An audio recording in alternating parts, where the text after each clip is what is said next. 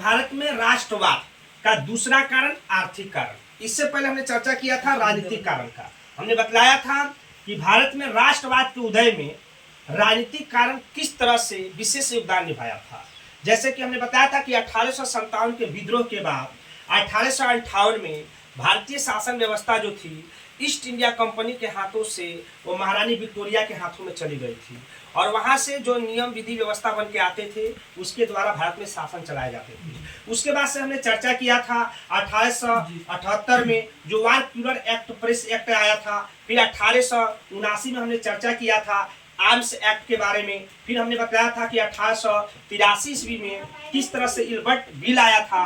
फिर 1899 में कलकत्ता कॉर्पोरेशन आया था, और फिर हमने चर्चा किया था 1904 में विश्वविद्यालय अधिनियम की चर्चा की गई थी, जिस पर सरकारी नियंत्रण को बढ़ा दिया गया था। उसके बाद हम चर्चा किए थे 1905 में बंगाल विभाजन हुआ था, और 1907 में देशद्रोही सभा पर रोक लगा दी गई थी।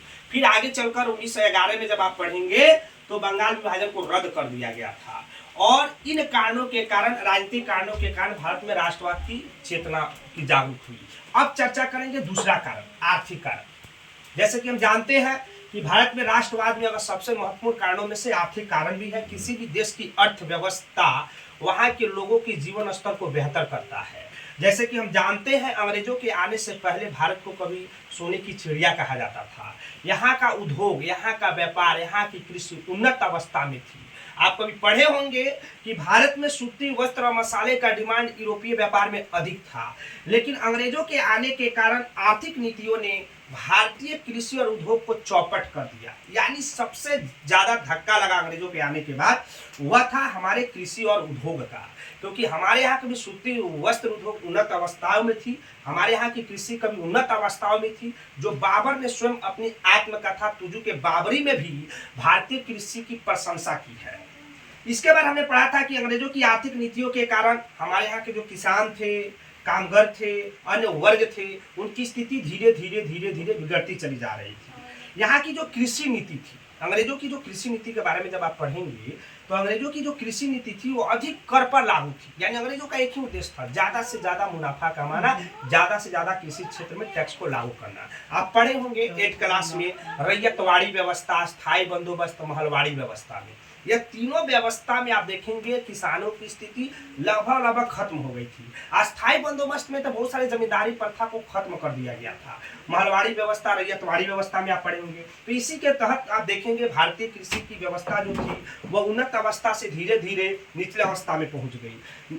अंग्रेज जब आए तो सबसे ज्यादा नकदी फसलों पर क्या करते थे, जोर देते थे। खासकर आप पढ़ेंगे नील और कपास की खेती पर, क्योंकि नील और कपास का उत्पादन होता था तो इससे ब्रिटेन में जो उद्योग लगता था वह उन्नत अवस्था में पहुंचता था। और नील आप पढ़ेंगे, यही नील की खेती के कारण महात्मा गांधी जी चंपारण आते हैं, और चंपारण में नील खेती के खिलाफ एक आंदोलन करते हैं जिसको चंपारण सत्याग्रह आंदोलन के नाम से जाना जाता है। और नील की खेती जहां पर होती है वह भूमि लगभग बंजर हो जाती है, जिससे किसान एक अलग तरह से परेशान रहते हैं। फिर भारत का जो वस्त्र निर्माण था जो उन्नत अवस्था में ना जाए, तो अंग्रेजों ने मिलकर एक ऐसी नीति अपनाई, उस पर आयात कर और निर्यात कर लगा दिया। इससे क्या होता था कि भारतीय वस्तु जब विदेश में जाती थी टैक्स इतना ज्यादा होता था कि वह वस्तु विदेश में जाते जाते महंगी हो जाती थी, जिसके कारण उसका डिमांड कम हो गया। धीरे धीरे जो उद्योग थे वो चौपट अवस्था में आ गए, और यहाँ के जो मजदूर कामगार जो लोग होते थे धीरे धीरे बेरोजगार हो गए। तो यह भी कहीं ना कहीं कारण रहा है। आप पढ़ेंगे आगे चलकर, भले ही 1882 में सूती वस्त्र पर आयात कर को क्या कर दिया गया, हटा दिया गया। इन सभी कारणों नीतियों के कारण देखेंगे भारत में गरीबी और बेरोजगारी की संख्या बढ़ने लगी, जिससे जनता में असंतोष की भावनाएं उत्पन्न हुई, और आगे चलकर राष्ट्रीय चेतना को क्या किया, जन्म दिया। यही कारण है कि 1857 से पहले आप देखेंगे भारत में किसानों के द्वारा, मजदूरों के द्वारा, जनजातियों के द्वारा छोटे छोटे विद्रोह होते रहे हैं, जो राष्ट्रवाद के उदय में महत्वपूर्ण भूमिका निभाता है। तो ये चीजें हम देखेंगे, ये खासकर आप देखेंगे। फिर हमने बताया कि या तो ये पूछेगा, आपसे क्वेश्चन पूछेगा कि